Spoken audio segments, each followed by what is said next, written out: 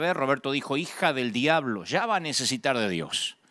Pero eso no fue lo peor. Lo peor es que salió el pastor a la puerta, todavía el servicio no había comenzado, y Roberto le contó el incidente, le dijo cómo estaba vestida, y el pastor le dijo, hiciste muy bien, porque esto no es un burdel. La gente tiene que aprender a vestirse si quiere entrar para adorar a Dios.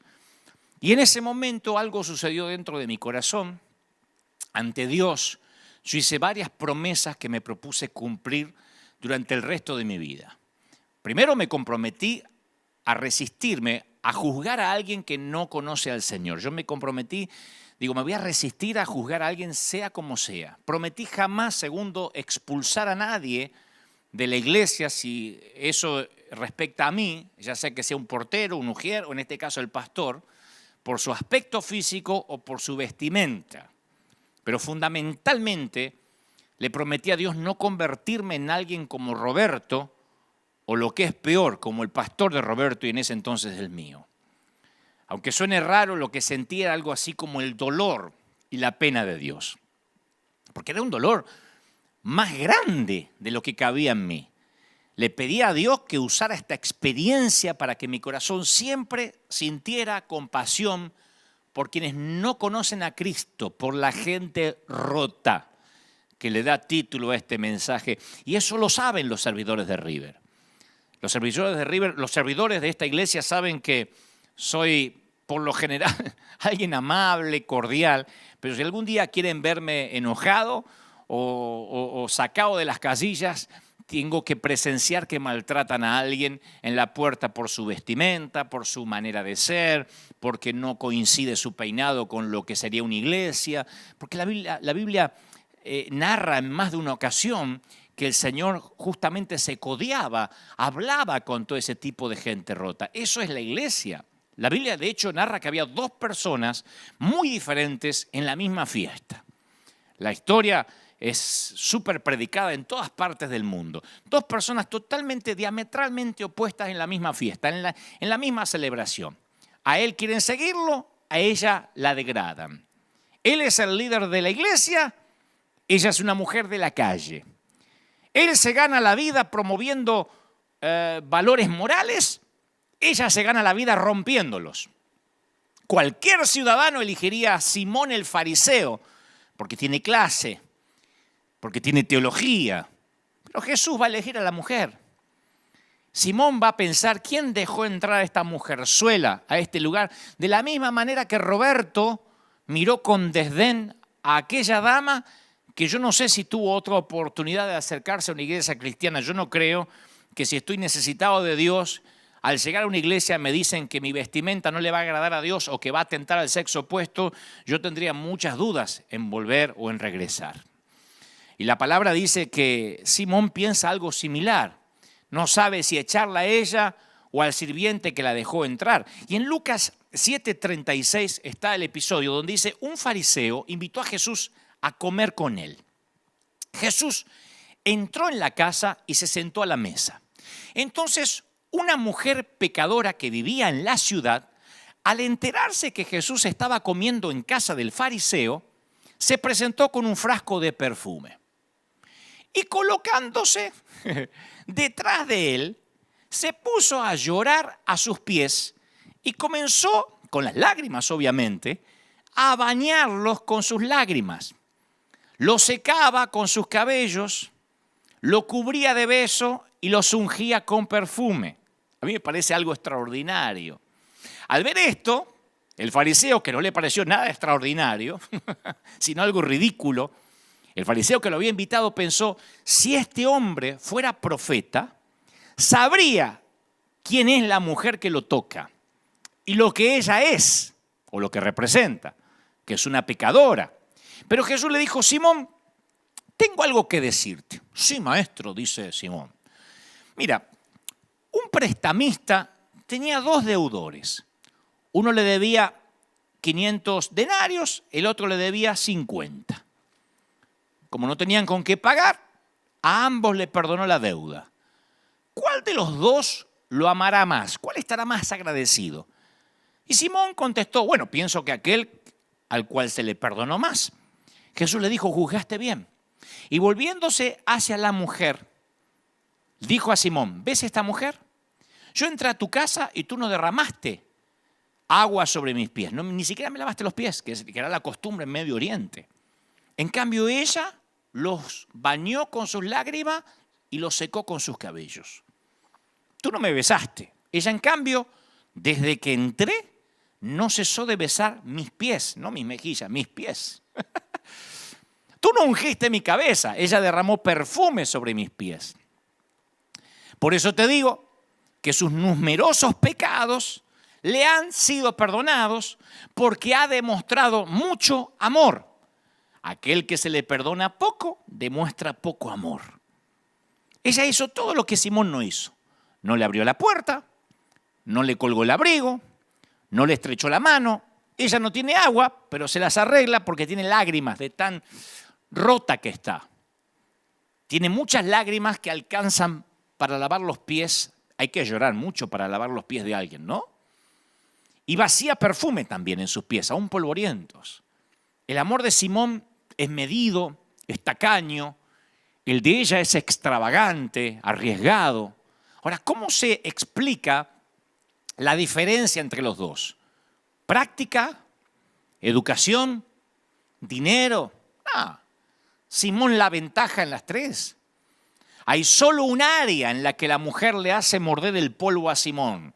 Ella llegó sedienta de gracia, sedienta de arrepentimiento, sedienta por incontables noches de hacer el amor sin encontrarlo, sedienta de culpabilidad. Y cuando Jesús le acerca la copa de la gracia, la bebe hasta que se le humedece cada pulgada del alma. Simón ni siquiera tiene sed, porque la gente como Simón no necesita gracia, la analiza. La gente como Simón no necesita misericordia, la debate, la discute y en todo caso no la comparte. Ahora, ¿por qué Jesús eligió a la prostituta?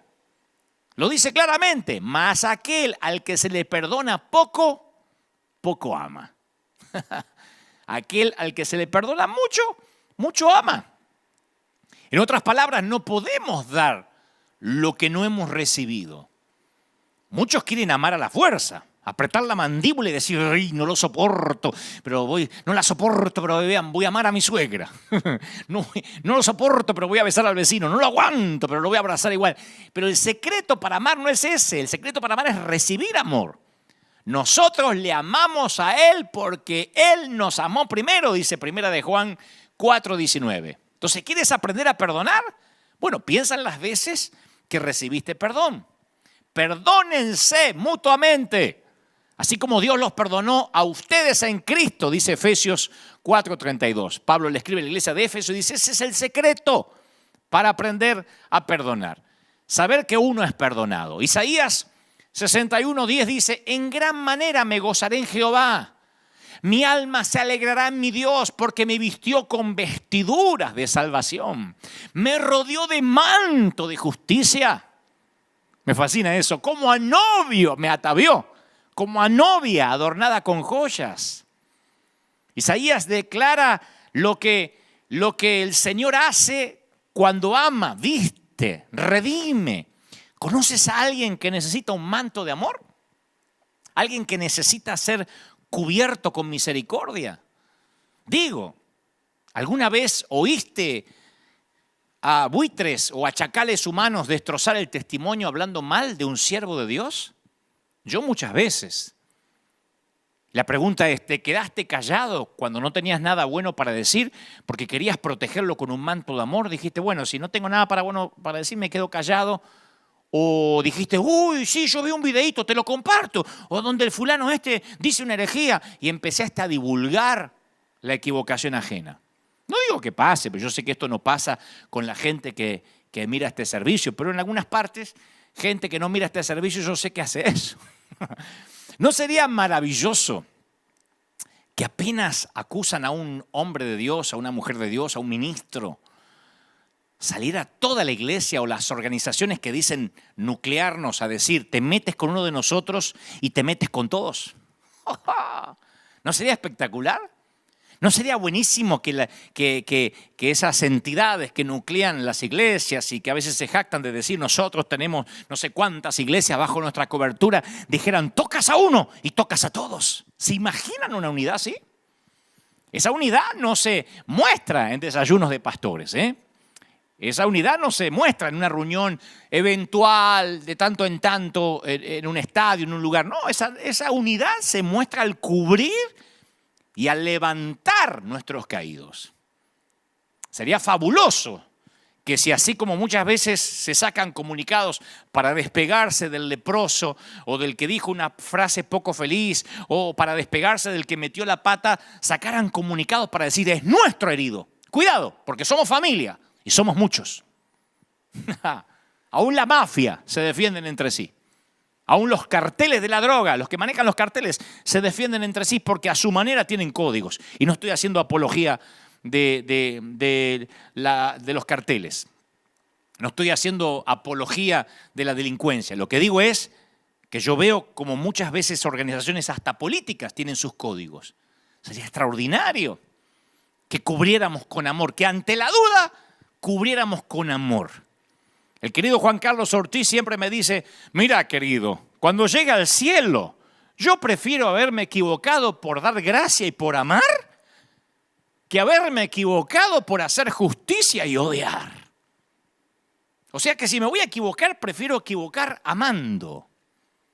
Eso es lo maravilloso cuando uno está consciente que recibió mucho amor y tiene que dar mucho amor. Porque todos somos gente rota, como dice el título de este mensaje. Yo hablé esto en muchas ocasiones, pero sentí fuertemente, mientras preparaba el mensaje durante esta semana, que en este día especial, en este Día del Padre en particular, Dios me volvía a decir, vuelve a hablar acerca de la gracia bien entendida. Génesis 3:21 dice, y Jehová hizo al hombre y a su mujer túnicas de pieles y los vistió. Yo tengo un mensaje llamado El Vestidor de Dios, donde profundizo respecto a esto, que Él fue el primer sastre en la mayor muestra de amor. No los vistió Adán y Eva, Gianni Versace, ni Giorgio Armani, ni Hugo Boss, ni Oscar de la Renta, ni Carolina Herrera. El creador del universo los vistió. Y no es que les tiró la ropa así, sino que como una mamá le dijo, quédate quieto, Adán, a ver cómo te queda. Dios los cubre con un manto de amor, aun cuando ellos meten la pata. En la historia que todos conocemos, es el padre que sabe que va a echar al hijo de la casa, pero dice, abrígate. A mí me fascina eso. Abrígate, te estoy echando, pero abrígate antes de salir a la calle que hace frío. Alguien dijo, amo tanto a ese hombre que cada vez que lo mando a volar le digo, espérame que te acompaño. Vieron que a veces hay personas que aman tanto que lo mandan a pasear al otro y dicen, pero espera que voy contigo a donde te mandé. Bueno, Dios está haciendo algo similar. Los está echando del huerto, pero los abriga, no los deja ir desnudos. No dice, ¿qué me importa? Pecaron que se vayan desnudos. La primera reacción del padre al pródigo es cambiar su ropa. El hijo dice, papá, yo he pecado contra el cielo, he pecado contra ti. No soy digno de ser llamado tu hijo. Y el padre le dice a su siervo, saquen el mejor vestido. El mejor vestido. No dijo, dale la ropa del último de los empleados. Fíjate si hay algo viejo ahí en el warehouse, en el galpón. No, el mejor vestido. Y vístanlo. Y pónganle un anillo también. Y calzado en sus pies.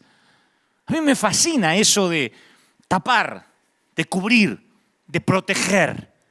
Porque es algo que como cristianos tenemos que heredar. Años atrás, en esas mismas iglesias donde yo me crié, que no reniego porque fueron parte de mi niñez, en esa iglesia donde estaba Roberto, que no es su nombre real, pero ahí estaba, y como él había unos cuantos, estaba de moda enseñar a la iglesia respecto a la vestimenta modesta, porque era el signo o el símbolo externo de santidad, cómo te vestías. Si eras varón, cómo te cortabas el cabello. Eso era determinante. No importa que algunas mujeres tuvieran una lengua bífida y hablaran de todo el mundo y fueran chismosas. Si usaban el vestido largo y tenían un moño y un rodete gigantesco acá y no se teñían ni se depilaban, eran mujeres santas. Entonces, por años se enseñaban lo que podían y lo que no podían usar. Y nos limitamos a la apariencia externa. Y si el paciente estaba vestido decorosamente, estaba bien. No nos interesaba qué había debajo de las vendas, si había hemorragias. Como esta dama que cuando yo era chico llegó a la puerta de la iglesia y por traer un jean, que tampoco vino semidesnuda, era un jean, que para la iglesia era, como bien diría después el pastor, esto no es un burdel. Entonces la iglesia está llena de vestidos por fuera, pero heridos por dentro. Y necesitamos curar la causa del dolor. Un síntoma es un anuncio al cuerpo que algo anda mal. De hecho, hay médicos que no quieren recetar calmantes cuando tratan ciertas dolencias porque dicen no, porque el calmante va a camuflar los síntomas que a mí me van a ayudar a diagnosticar el origen del dolor. Si le doy un calmante, se va a anestesiar y yo no voy a saber qué es lo que le está pasando. Entonces a veces ni siquiera calmantes dan hasta no dar con el diagnóstico. Y la sana doctrina ha sido el calmante ingerido por la iglesia. Ahora, no quiero que me malinterpreten, yo no estoy en contra de la doctrina. Lo que digo es que cuando es solo un puñado de doctrinas, como tantas veces Dios nos ha hablado estos fines de semana, cuando solamente es un puñado de doctrinas, un puñado de reglas, un puñado de códigos de ética, solo calma el dolor, pero esconde la causa de la enfermedad. Y hay una clara diferencia entre doctrina y liberación.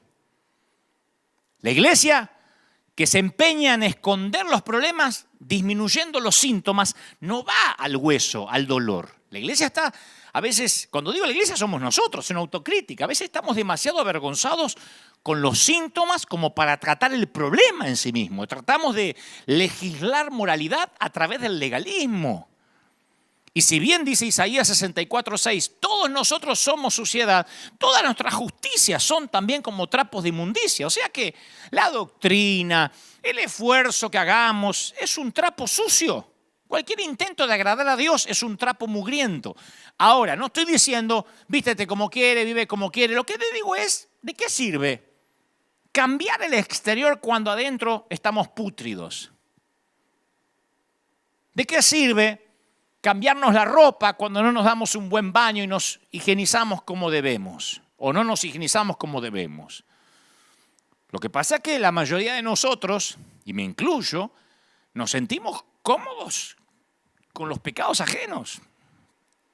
Nos olvidamos de hombres como David, pero nos juntamos inmediatamente como buitres para liquidar a los que caen. ¿Por qué tenemos una doble moral? No importa tanto el pecado, como dije hace unos meses atrás, si no importa quién pecó. Si es un ajeno, lo liquidamos, a menos que sea nuestro hijo, nuestro padre, a menos que sea alguien cercano a nosotros. Como dije una vez, por años la iglesia se opuso al divorcio hasta que se divorcia el hijo del pastor, la hija del pastor o el propio pastor. Entonces ahí empiezan a cambiar la cosa. Bueno, no es tan así, los tiempos cambiaron. Y no estoy siendo like, ni quiero hacer de este mensaje una licencia para pecar. Lo que digo es que la iglesia decía que nadie, por ejemplo, podía pretender servir a Dios si no sabía gobernar su casa primero, hasta que los propios hijos del pastor dejaron de congregarse. Entonces muchos ministros decían, bueno, mi hijo no viene porque está muy ocupado, está estudiando. Cuando nos toca a nosotros, los que predicamos, nos damos cuenta que es fácil condenar a otro cuando nosotros no tenemos que pasarlo. Cuando le pones una cara al pecador, todo cambia. Cuando al pecador le pones una cara, deja de ser simplemente un pecador, es alguien. Hace un tiempo, yo no había contado esto en público, hace un tiempo una dama cuyo nieto se congrega en nuestra iglesia vino a visitarnos. Ella se congrega en otra iglesia, su nieto se congrega aquí en River. Y en un momento esta dama me dice, allá en nuestra iglesia empezaron a venir los homosexuales. Yo le digo, ajá. Me dice, sí, nosotros le oramos, le damos un par de domingos para que cambien, si no tienen que irse. Le digo, ¿le dan un par de domingos? Sí, si no cambia rápido, dice, porque si los deja quedarse, se te empieza a llenar de gente como él. No hay que dejarlo que toque las cosas santas, y menos que quieran servir a Dios. Así que yo respiré profundo y le dije, mire, yo no quiero decirle esto, pero su nieto me confesó que tiene serios problemas con su orientación sexual, ahora que lo dice. Y se quedó fría la mujer. Le digo, mire, no quería decirle, pero ya que me sacó el tema, voy a seguir su consejo. Lo voy a quitar de todo lo que está haciendo en la iglesia y hoy mismo lo pongo de patitas en la calle, lo voy a echar de la congregación, voy a sacarlo con seguridad. Porque este no solo está hace un par de domingos, este está hace años en la iglesia y me dice que tiene serios problemas con su identidad sexual. No me consta que haya pecado, pero tiene que ver con lo que me está contando, así que lo voy a tener que echar. Y el rostro de la dama se transfiguró. Me dijo, ¿no es cierto? Le digo, sí, lo es. Y me dice, pero no puede usted echarlo como un perro, es mi nieto. ¿Y dónde queda el amor de Dios? Le dije, tranquila, me acabo de inventar la historia. Solo quería que supiera que todo cambia cuando al pecador le pones un rostro. Todo cambia cuando ya no es el pecador, el divorciado, el homosexual, el fornicario, cuando le pones un rostro y es tu hijo. Todo cambia cuando es tu nieto. Cuando es alguien que te atañe a ti, el Señor le ponía rostros a los pecadores. Los conocía, hablaba con ellos y por eso se compadecía. A mí me llamó mucho la atención cuando en su momento Cristian Castro, el cantante, vino un par de veces aquí a River Arena por curiosidad, porque lo trajo la novia de ese entonces, no lo sé. Pero no me llamó la atención él, porque él fue muy respetuoso, vino, se sentó aquí, un amor como persona, me comunicó por teléfono con su mamá, la famosa actriz Verónica Castro, hablé con su madre, es un hombre maravilloso, él como persona, en su trato, muy educado, o sea, bien podría haber venido con aires de estrella, pero él no me llamó la atención, sino los comentarios de algunos cristianos luego en las redes. Al día siguiente me decían, le dejaste tocar el lugar santo, porque yo lo invité aquí a pasar un momento. Que no sé dónde sacaron esa idea que hay lugares santos dentro de un auditorio o templo. Esto no es un tabernáculo, esto es un auditorio, es una arena. Y cualquier sitio, cualquier templo no deja de ser un lugar donde entran los pecadores y eso incluye al pastor. Si este fuera un lugar más santo que otros lugares por allá abajo, en primera instancia yo no podría estar parado aquí. Otros escribían, espero que la conversión de este muchacho sea real y que no ande dejando mal testimonio por ahí. Otro decía, fue a la iglesia pero no lo veo cantando alabanzas a Dios. O sea, que la gente, o no voy a decir la gente, nosotros le pedimos a los demás, porque nosotros también somos gente, le pedimos a los demás lo que nosotros no hacemos. El Señor dijo, hipócritas, atan cargas pesadas y difíciles de llevar, las ponen sobre los hombros de los demás, pero ni con un dedo ustedes la quieren mover. Y lo mismo pasa con cualquiera que ha venido a la iglesia o que llega a una congregación. Lo mismo pasó con José Luis Rodríguez el Puma, que le escriben comentarios del tipo, espero que ahora se reconcilie con sus hijas si es tan hijo de Dios, opinando de la santidad ajena, instruido por un programa de chimentos en la tele. Ven el gordo y la flaca y opinan de la santidad de alguien o de la integridad de alguien. A mí siempre me llamó la atención ese tipo de comentarios. Es como que tengas un hijo y yo te diga, qué lindo nene, ¿eh? Espero que no se te muera ahogado. O que me digas, me compré una casa, pastor, espero que no se te incendie nunca con toda tu familia adentro mientras están durmiendo. O sea, es una cosa de loco decir, espero que le dure, espero que esto sea real. Me sorprende ese comentario. Estos personajes o cualquiera, estoy mencionando personas que pueden ser famosas a lo mejor por el ámbito artístico, estoy hablando de personas en situación de calle, de prostitutas, de gente que llega a la iglesia buscando ayuda. Pueden venir 1000 veces, pero la religión nunca termina de absolver y de perdonar a la gente rota. Menos mal que nadie necesita el perdón de la gente, sino solo el de Dios. Porque la gente lo que hace es pedir frutos, muchos frutos al que viene. Y que predique en la tele, ¿eh? Si es famoso, que predique en la tele mañana mismo, aunque ellos quizás no le predican ni al vecino. Y hagan lo que hagan, siempre van a estar en una vidriera, en observación, a ver si esto es real. Lo hacen conmigo. Llevo, por providencia de vida, más de 30 y tantos años en el peregrinar cristiano, sirviendo al Señor. Y sin embargo, publicamos fotos a veces de ayudas o cosas que hacemos y me ponen, sí, pero no vemos que le des a países más necesitados. Yo no veo mucha necesidad ahí. O sea, no le dan a nadie, porque no es que me lo dice una fundación. No es que me lo escribe alguien que está dándole a la gente. No dan a nadie, pero necesitan sentir que agradan a Dios siendo policías de la santidad ajena. A la divorciada o a la madre soltera se las mira con sospecha. Al ex mujeriego se lo mira como mujeriego en pausa. Ya va a mostrar los hilos o la hilacha. Ni hablar si viene de un adulterio.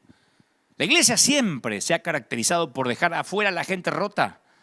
Por eso no me sorprende qué rápido algunos aceptaron tomarle la temperatura, mandar a los infectados de vuelta a casa y decirle a los niños y a los ancianos que se queden en casa. La nueva normalidad no es un invento de la pandemia. Yo la viví como ayudante de Roberto hace 40 años atrás. Ya había una nueva normalidad de dejar los infectados afuera. La única diferencia, no se le tomaba la temperatura ni le ponían alcohol en gel en las manos. Pero apenas se discernía que estaba infectado, lo mandábamos de vuelta o lo hacíamos sentir incómodo, si es que no quedaba otra que la persona entraba. Se le hacía un hueco, se le hacía sentir incómodo como diciendo no perteneces aquí, no te vistes como nosotros, no hablas como nosotros, no te peinas como nosotros, no saludas como nosotros.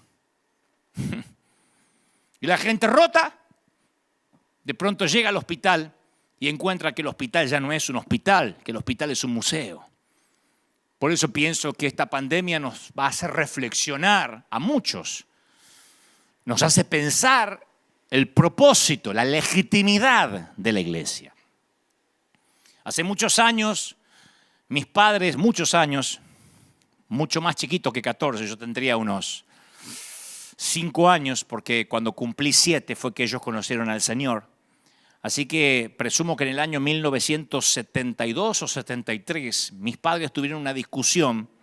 Como yo era chiquito no entendía de qué discutieron, pero sí mi papá guardaba un arma en el cajón de la mesa de luz y yo recuerdo muy nítido hasta hoy cómo fue, la buscó, cargó un par de balas y se dirigió al galpón, el fondo, el donde él tenía su improvisada carpintería.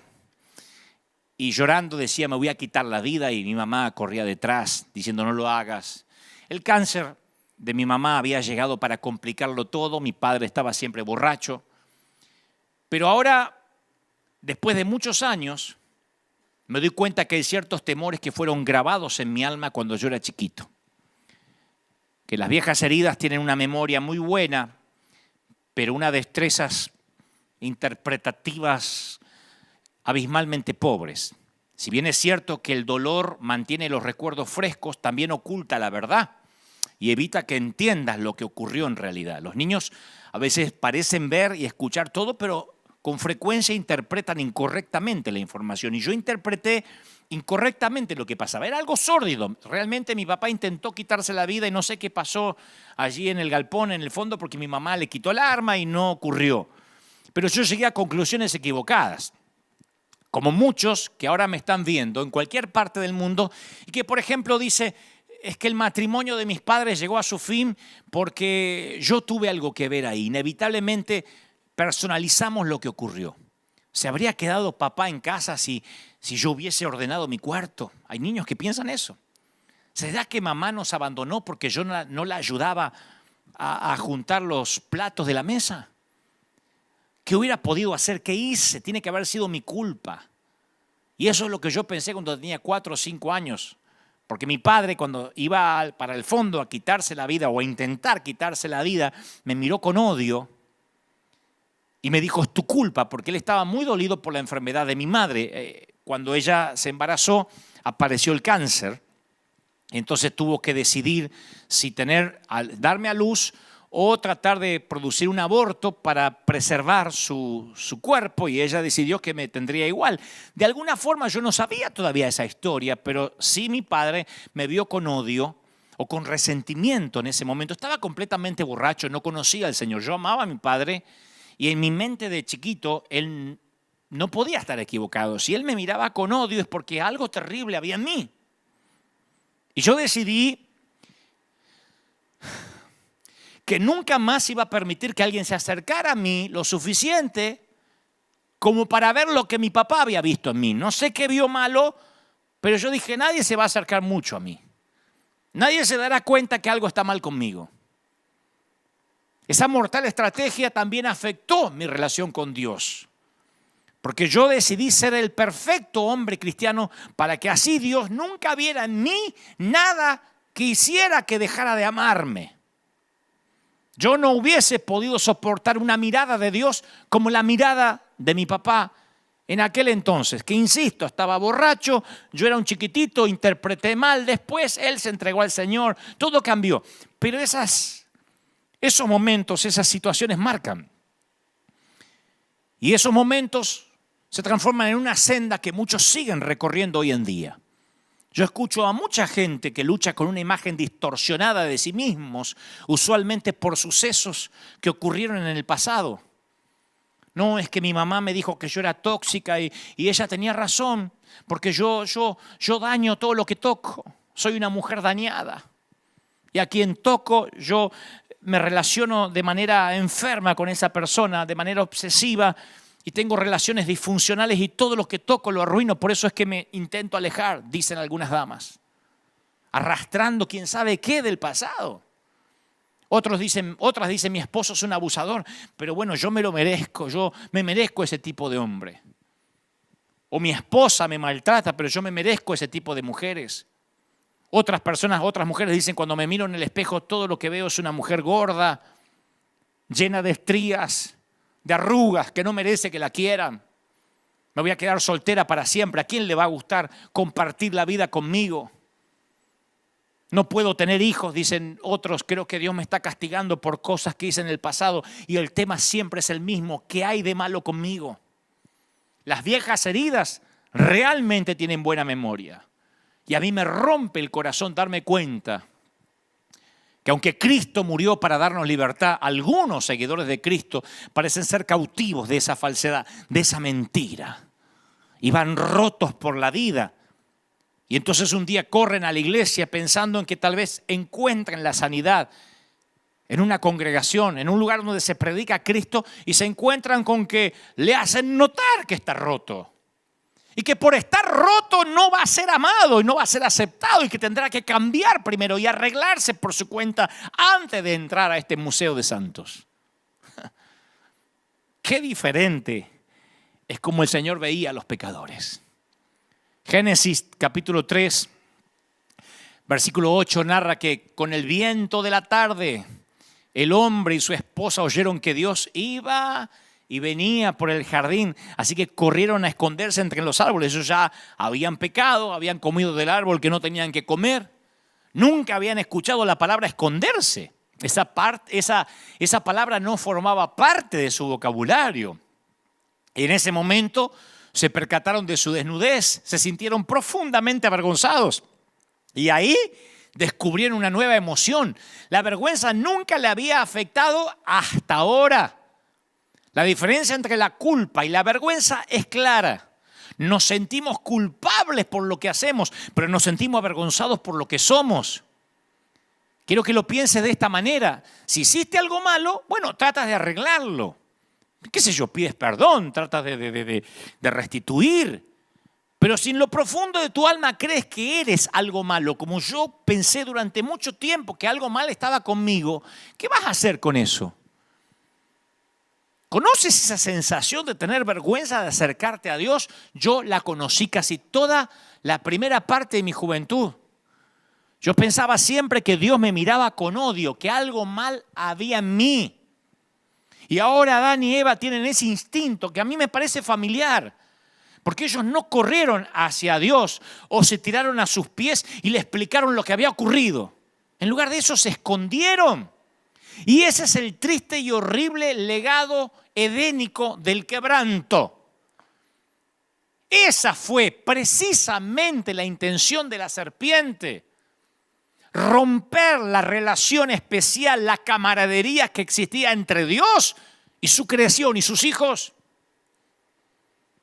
Una de las cosas que más le he repetido en esta década a nuestra gente aquí en la iglesia es: mientras más grande sea el lío, más rápido vengan a la iglesia.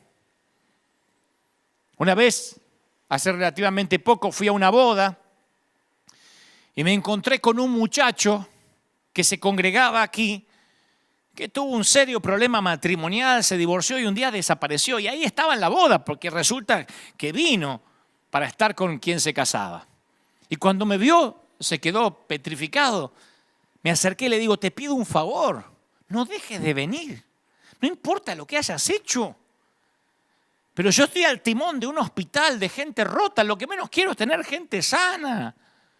No me interesa llenar la iglesia de matrimonios perfectos. Lo que me interesa es predicarle a matrimonios en crisis o a los que rompieron el matrimonio, a los divorciados, los demás que creen que son sanos.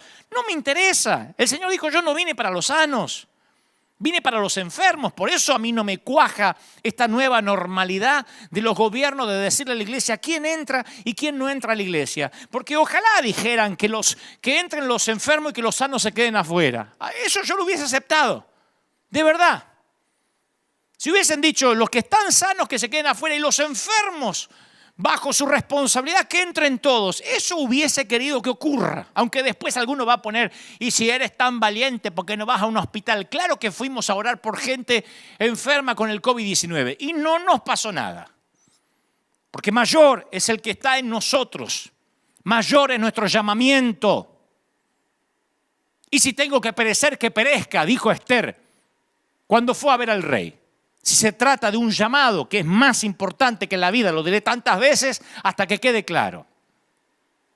Pero trágicamente, la confianza que se rompió en el Edén dificultó muchísimo que corramos a Dios cuando metamos la pata. Cuando metemos la pata y menos que corramos a la iglesia. Cuando sientes que has caído, que has fallado a Dios de alguna manera, ¿cómo uno responde? ¿Cómo respondes? La mayoría de nosotros quiere esconderse. ¿Qué decimos? No voy más a la iglesia con la que me mandé. No, yo no tengo cara para ir a adorar a Dios. Fíjense el subconsciente colectivo cómo nos dice que hay que tener cara de santo para adorar a Dios. Ahora los pecadores no pueden adorar a Dios, tienen que adorar a los santos. Para mí entonces que no adora a nadie. Fíjense cómo el subconsciente colectivo nos engaña, que decimos, no, cuando yo me sienta mejor voy a ir a la iglesia. Yo ahora tengo una vida que la verdad, si voy a la iglesia Dios me fulmina, ¿no? Te fulmina a lo mejor el religioso, el fariseo, pero Dios no. Dios va a mandar a que te pongan el mejor vestido, aunque todavía huelas a puerco. Alguno podrá decir que esto es liberalismo, humanismo, pero esto es Biblia, esto es teología pura. Nosotros somos los que queremos huir, tratar de enmendar las cosas o arreglarlas un poquito por nuestra cuenta. Luego entonces, luego que arreglemos todo, entonces iremos a Dios y le explicaremos todos. Pero eso no resultó en el Edén, no resultará ahora. Ellos no pudieron ocultarle a Dios que estaban rotos y desnudos. Y yo sé que tú también te has estado escondiendo en ese sótano húmedo por mucho tiempo. Cuando el día comenzó a refrescar, el hombre y la mujer oyeron que Dios andaba recorriendo el jardín. Y entonces corrieron a esconderse entre los árboles.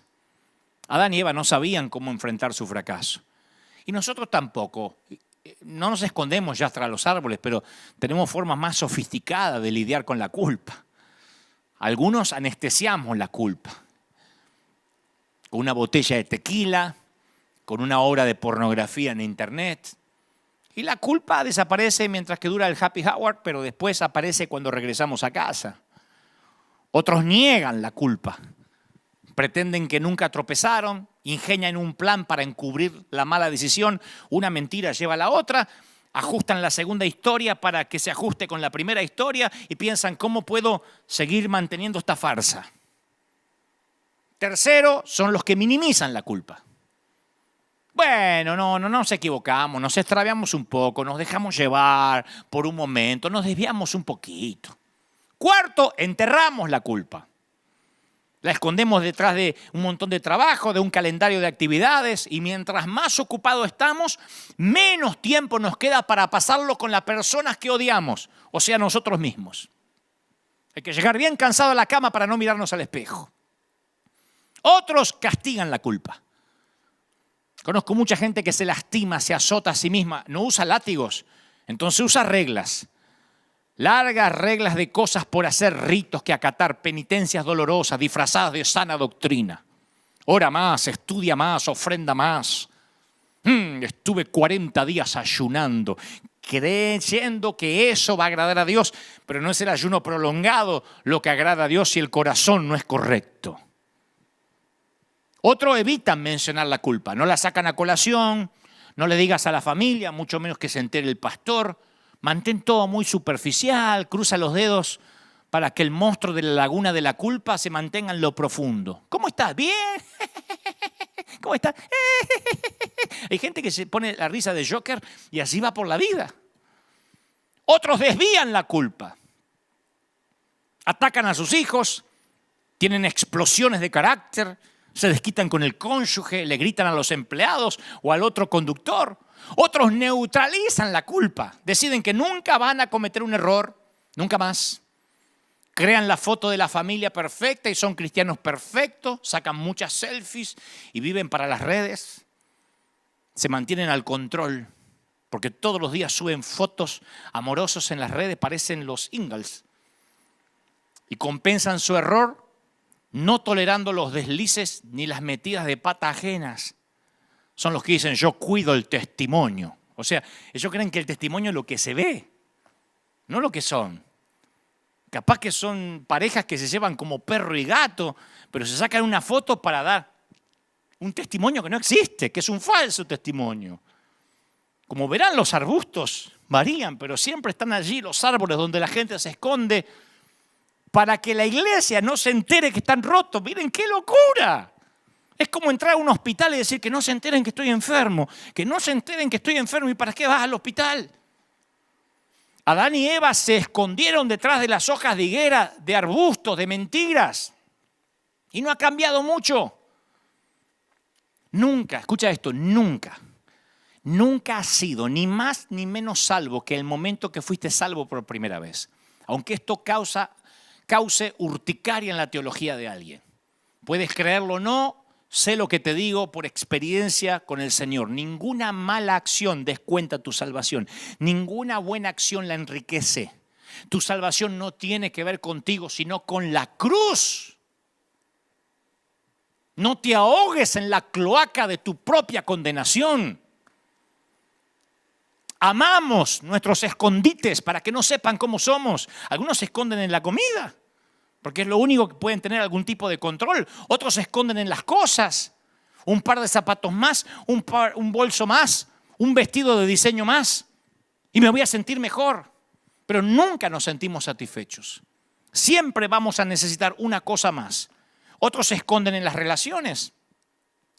Tal vez eres de esas personas que pasan de una relación a otra y siempre encuentras defectos en la otra persona. Dicen, no puedo encontrar al hombre o la mujer ideal porque no te hacen sentir de la manera que quieres sentirte. Como no te hacen sentir como quisieras sentirte, el problema está contigo, donde quiera que vaya, no en el otro. Otros se esconden en el ministerio y en el servir a Dios. Ese fue el escondite que yo escogí por años. Porque después de la mirada de mi papá y después de estar en una iglesia donde había personas como Roberto que decían hija del diablo mientras que la mujer se fue porque tenía jeans y donde su pastor la felicitó porque le dijo bien que no la dejaste entrar porque esto no es un burdel. Cuando te crías en una iglesia así, cuando creces, te escondes tras el arbusto de servir a Dios.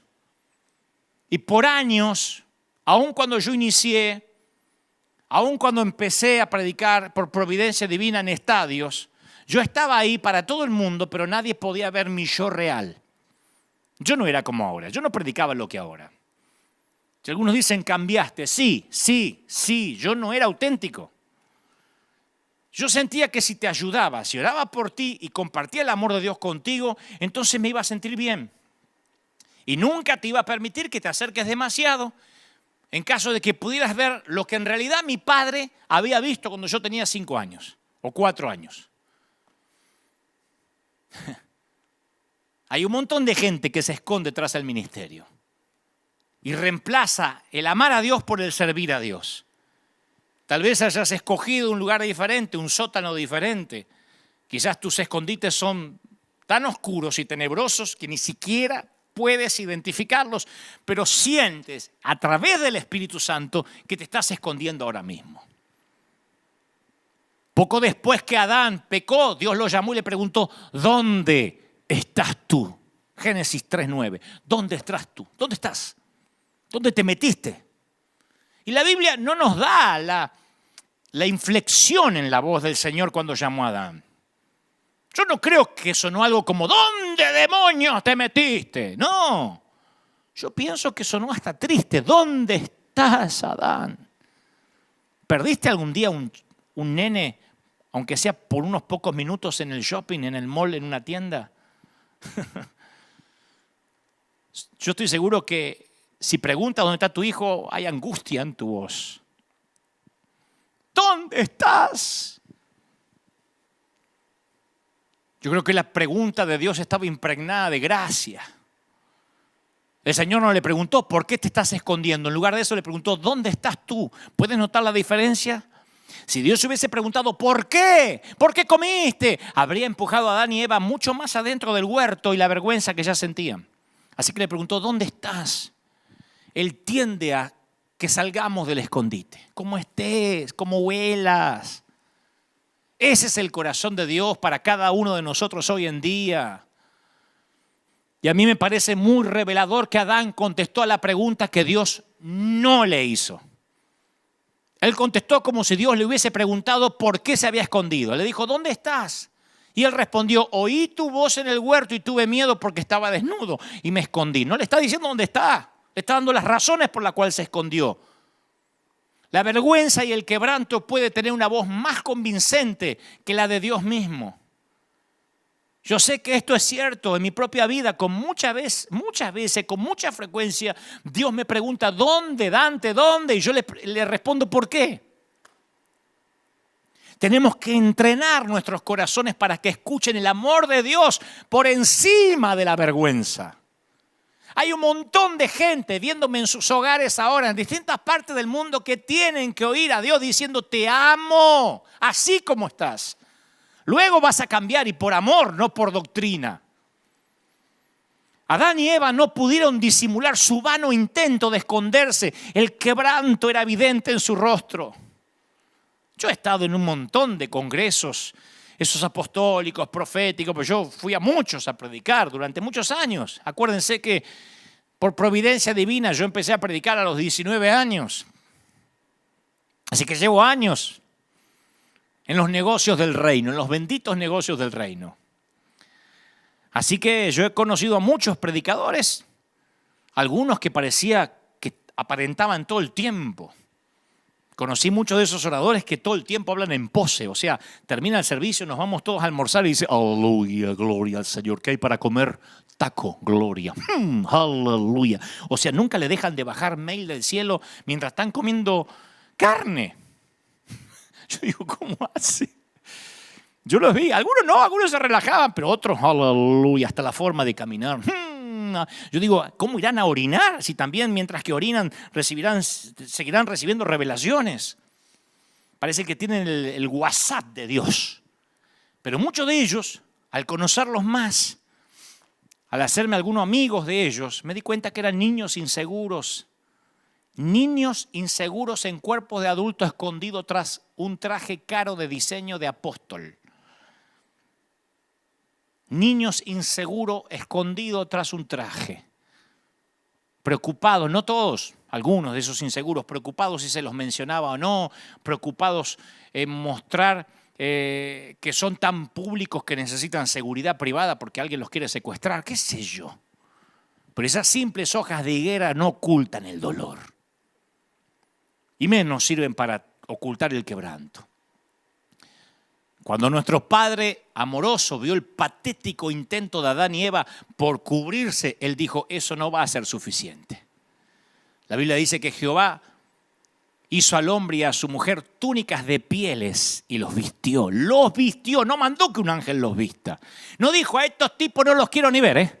Agarrá que un ángel les tire un poquito de ropa y que se manden a mudar. Él los vistió. De hecho, si serían cubiertos, algo tenía que morir para que ellos sean cubiertos, porque los vistió con pieles. ¿De dónde salen esas pieles? ¿De animales? Miren qué metáfora más hermosa de Cristo, quien vertería su sangre para cubrirnos a todos. ¿Dónde sacó las pieles? No la sacó de un closet. Algunos animalitos tuvieron que morir para que ellos se vistieran con pieles que no eran sintéticas, ¿eh? Ya no tienes que esconderte. Eres amado tal cual eres. Qué lindo decirle a la gente, no necesitan ponerse una máscara. Si Dios te ve tal cual eres, no tienes que pretender estar bien siempre. Si te atreves a probarte este atuendo que Dios ha hecho para ti, te darás cuenta que está bien, que a veces estés mal. Yo tengo un mensaje que se llama, está bien que no estés bien. Y aunque parece un juego de palabras, lo tenemos que aprender. Mi padre no tenía razón. Yo no ocasioné el cáncer de mi mamá. Yo era un bebé, yo no podía decidir nacer o no nacer. Pero aún así necesité que Dios me cubriera y me hiciera olvidar la vergüenza y me quitara la culpa. Y obviamente hiciera que pudiera amar a mi padre. Los últimos versículos de Génesis 3 siempre tuvieron un impacto profundo en mi vida. Yo solía leerlos como una especie de juicio, pero ahora que empiezo a ver la Biblia con ojos nuevos, veo que es un versículo o un episodio lleno de gracia. Porque Génesis 3:22 dice que Jehová dijo, he aquí el hombre es como uno de nosotros, ahora sabe el bien y sabe el mal. Pues que ahora no vaya a alargar la mano y tome también del árbol de la vida y coma, porque va a vivir para siempre. Y lo sacó del huerto del Edén para que labrase la tierra en la que fue tomado. Dios dice, este ya sabe el bien y el mal. Si come del árbol de la inmortalidad, no se muere más. Entonces echó al hombre y lo puso al oriente del huerto del Edén y puso querubines y una espada encendida para guardar el camino del árbol de la vida. Puso a un ángel, ese era un Jedi, con una espada para que no se acercaran más. Tú dices, ¿y a dónde está la gracia en ese pasaje? ¿Dónde hay amor ahí? ¿Cómo estos querubines, centinelas y una espada de fuego puede pretender mostrar gracia? Sí, la respuesta está que Dios dice, para que no alargue la mano y tome del árbol de la vida y coma y viva para siempre.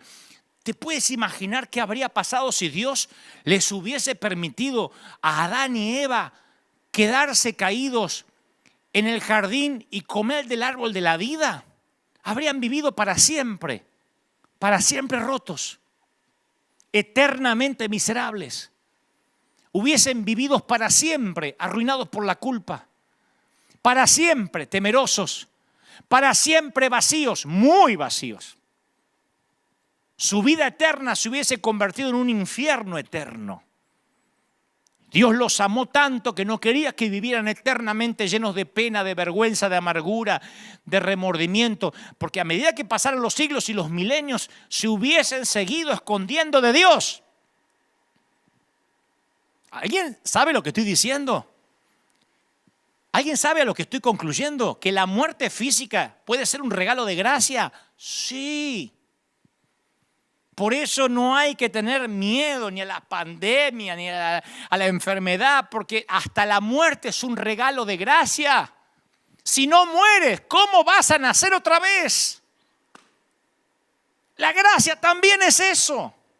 A Dios le gusta todo tipo de gracia. Él no se conforma con una talla única de gracia. ¿Recuerda cuando Pedro dijo la multiforme gracia de Dios en 1 de Pedro 4:10?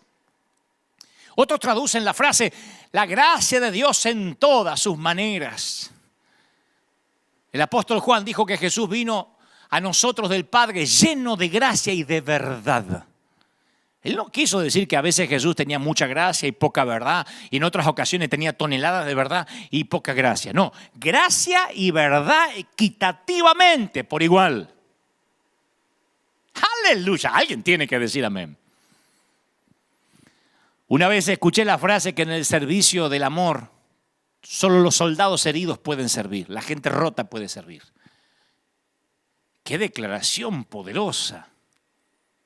Pregunto, ¿qué tal si nuestras heridas más profundas son justo lo que Dios necesita para que su gracia fluya a los demás?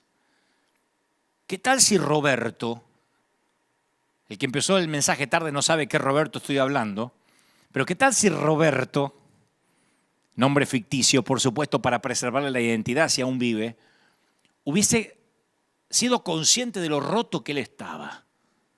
Hubiese tenido gracia hacia la mujer rota que llegó. Pero él se consideraba perfecto. Él guardaba la sana doctrina porque se cortaba el pelo a lo militar y usaba una corbata bataraza así gigantesca con una gallina peleando con un cóndor así grandote. Y decía, aleluya, gloria a Dios, y un pañuelo de 4 puntas que se le asomaba. Y el pastor estaba orgulloso de él. Así que él no tenía por qué tolerar gente rota.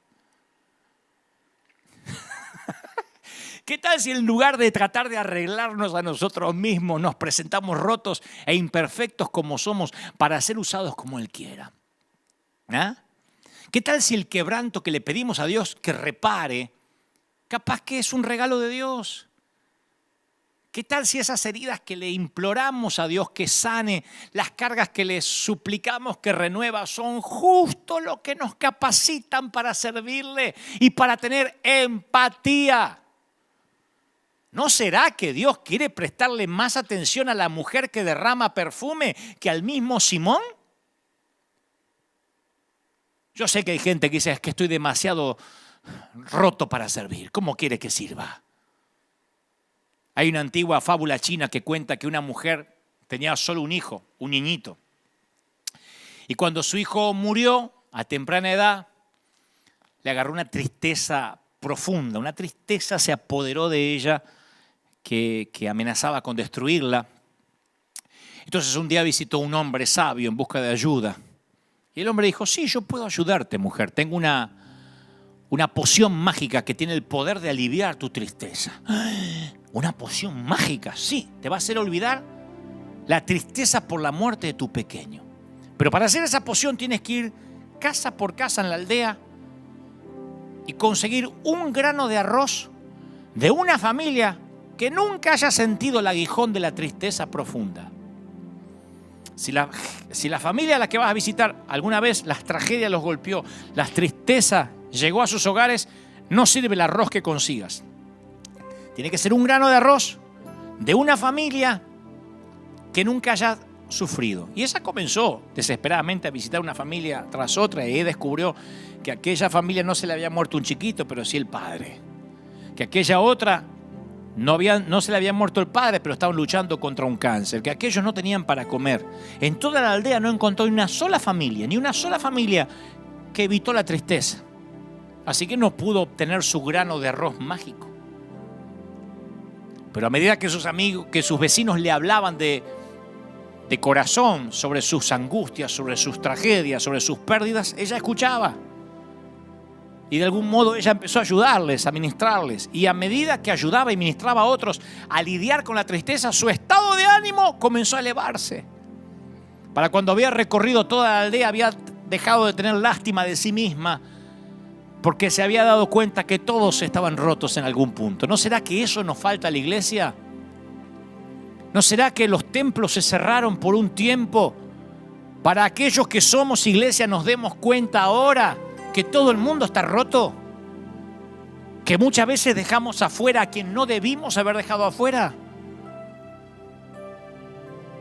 Cuando le pones rostro al pecador, ya no es un pecador, es tu hijo, es tu padre.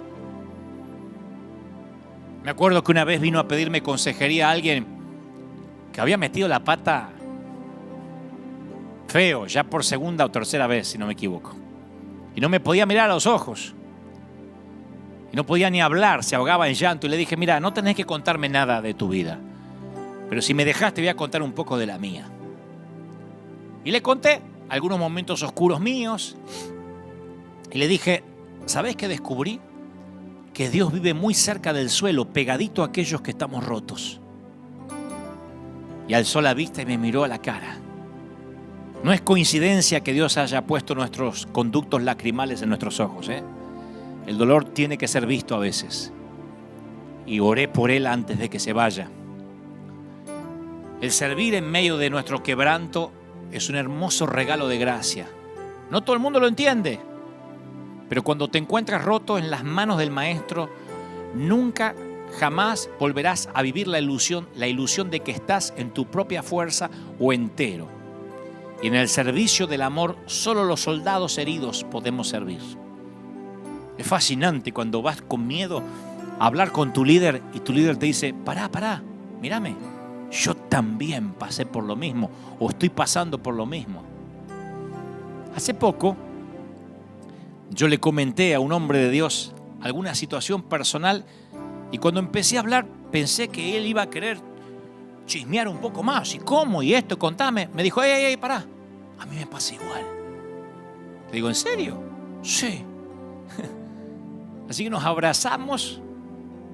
Es maravilloso encontrar otro soldado que te cuenta que a lo mejor está pasando un momento triste y lejos de dejar de respetarlo, de mirarlo sin autoridad, dije, wow, si antes te admiraba, ahora te admiro más. Por eso dije en un momento hoy, ¿no sería maravilloso?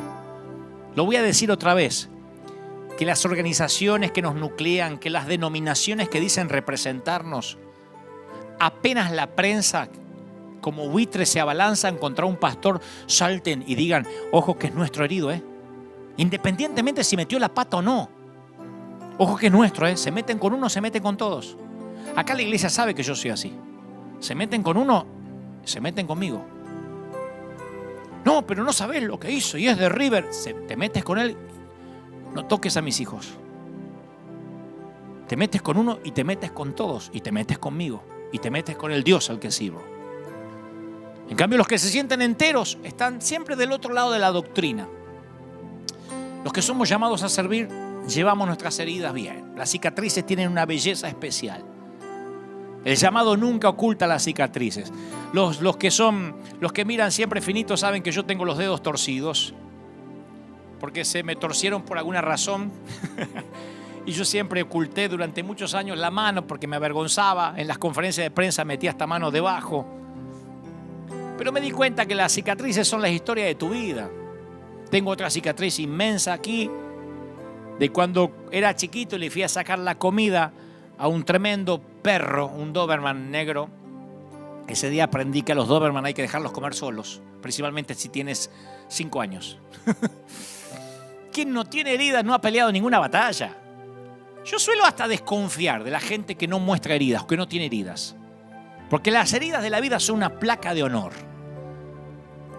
Las heridas muestran que no te retiraste, que fuiste la resistencia, que no te rendiste. Muchas veces yo me enfrento a la encrucijada en la cual tengo que decidir si permanecer o retirarme de al lado de hombres de Dios que a veces fallan, que tienen fallas morales, que meten la pata, que dicen cosas poco felices, que se equivocan y van ahí los buitres y le editan un videíto en YouTube y ya le ponen apóstata, hijo del diablo. Muchas veces yo tuve que debatirme si alejarme o acercarme. La mayoría no quiere ni siquiera sacarse una foto con ellos. Porque la gente empieza a criticarte con quien te saca fotografías, ¿no? Menos mal que no había Instagram ni había selfies en los tiempos de Jesús, sino lo hubiesen crucificado mucho antes, no hubiese permanecido 3 años de ministerio. A los 2 meses que se hubiese hecho...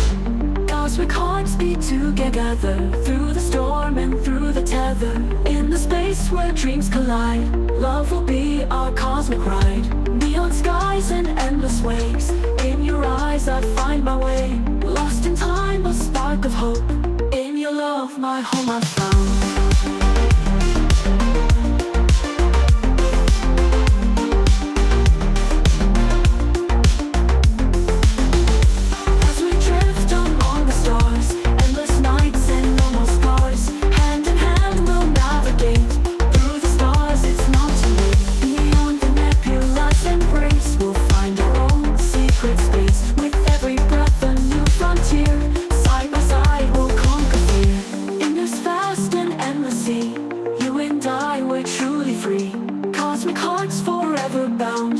In your love, my home I found.